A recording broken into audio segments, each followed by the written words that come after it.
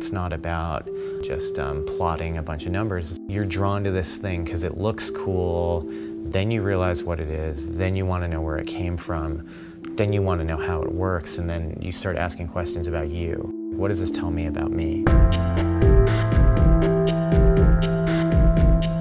What's happened is all this technology that has previously been siloed either in business or in science, it's kind of bled out into culture.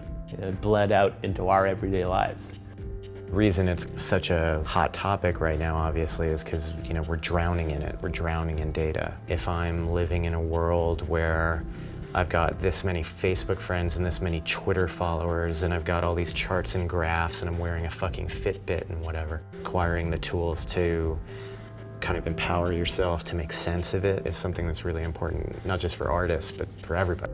In some ways, computer scientists are trying to create systems that will seduce us, that we will love so much that we'll use every day, that we'll constantly be swiping right or checking things on our phones, and it will just become part of the fabric of everyday life. Whereas artists, I think, have this different imperative. They almost want to create shock, a sense of being distant from the technologies and devices that we use.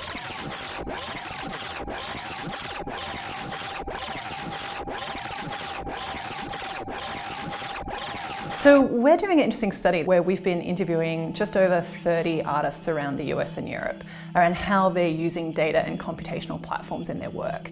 It's so interesting right now to see this emerge from really just like the last 5 or 6 years, where suddenly we're seeing a whole lot of artists ask related questions around data, surveillance, identity, privacy, but also the way that our data is manipulated by large companies, and trying to build artworks that actually cause us to confront those questions.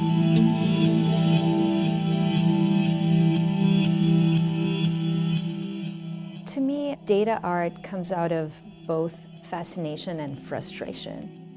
I felt like I had this very, very powerful medium that wasn't being used in a more cultural, emotional way.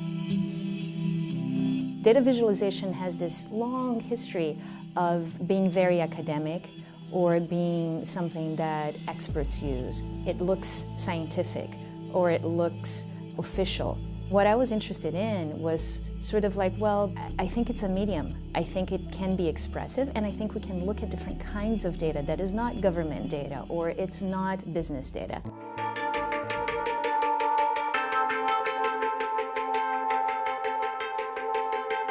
There's lots and lots of stories to be found in a complex, rich data set.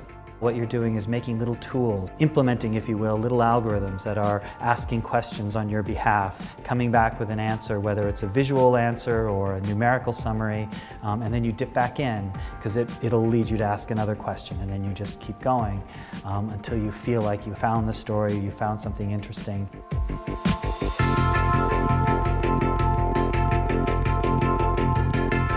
When you remove the need for instrumentality, there's a kind of expressiveness maybe that comes up. It's the epitome of one pole of the data conversation, which is we need to be scientific and objective and rigorous and rigid about everything. And it's not what data are.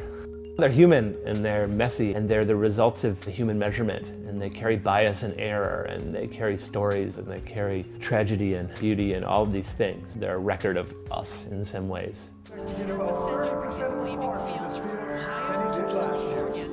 We so often tend to sort of get, in some ways, I think, mystified by this sense of data as being something external to human perception. We're being told that big data is better because it's somehow more objective. It's this enormous data set, therefore it can show us the world in a way that is inherently more accurate than any other way.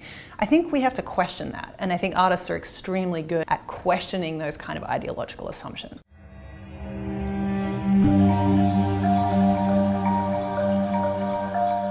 What we're looking for a lot in data is pattern. When you find pattern, and that pattern appears visually, something goes off in your brain.